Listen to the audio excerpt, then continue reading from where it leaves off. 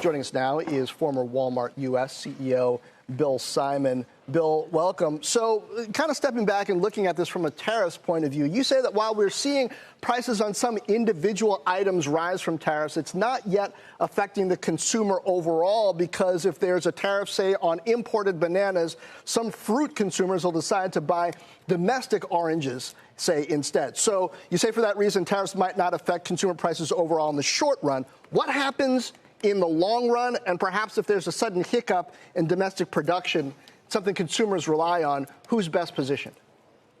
Well, ultimately the consumer is the arbiter of whether a tariff works or impacts or doesn't impact, right? If the price of a certain item goes up, they have a choice to buy that item or buy another item. And as long as there's a reasonable substitute. And in certain categories like, apparel, for example, you can delay a purchase. It's not a product that you need to buy on any given day.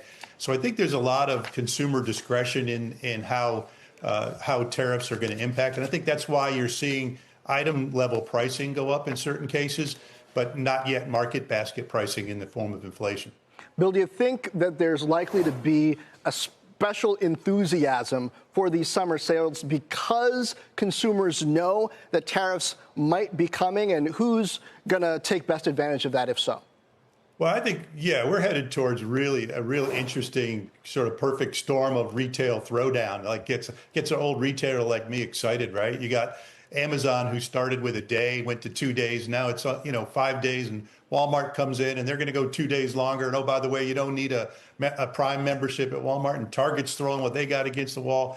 And the consumer's in a place right now where they're flush. We just saw employment numbers better than expected. So we have full employment. People have jobs. Wages are up. And everybody at least believes that there's a price increase is coming. And so I think this is going to be a perfect opportunity to buy. And so I think the consumer will win.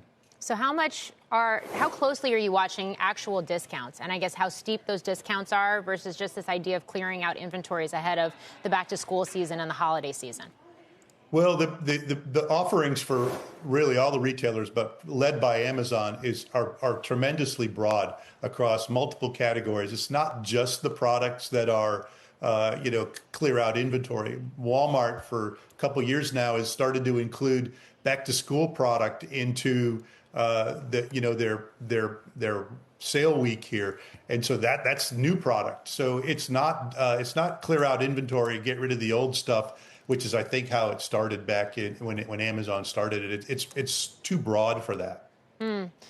One clear loser to me seems to be the Chinese fast commerce, e-commerce companies in the midst of all of these trade dynamics. I've seen it even as a consumer trying to order things online. We've also seen simultaneously things like some of the value retailers and the dollar stores, at least from an investor point, shoot higher. Are they winners in this new trade dynamic moving forward?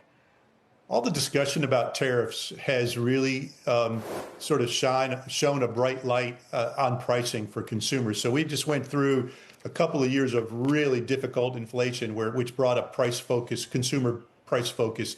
And now the discussion about tariffs and the media reporting about price increases because of tariffs. So people are very, very focused on pricing right now. And I think that is to the detriment of certain retailers who had a price advantage in the past and the benefit of others who are discounters. And that's why I think you're seeing some of the dollar stores and discounters responding.